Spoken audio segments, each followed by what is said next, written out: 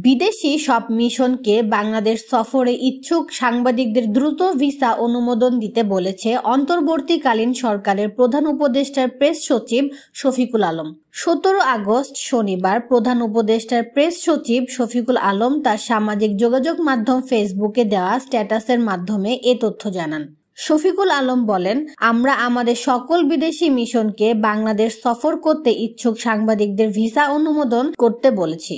গতকাল ভারতের প্রধানমন্ত্রী নরেন্দ্র মোদীর সঙ্গে টেলিফোনে কথোপকথনের সময় প্রধান উপদেষ্টা অধ্যাপক মোহাম্মদ ইউনূস বলেছেন, ভারতীয় সাংবাদিকদের বাংলাদেশে স্বাগত জানাচ্ছেন এবং এখান থেকে সঠিক নিউজ করার পরামর্শ দিয়েছেন। তিনি বলেন, কোনো দ্বিতীয় মাধ্যম বা অতিরঞ্জিত রিপোর্টের দ্বারা নির্দেশিত হওয়ার চেয়ে নিজেরাই এখানকার পরিস্থিতি দেখে এবং সেই অনুযায়ী রিপোর্ট করা ভালো।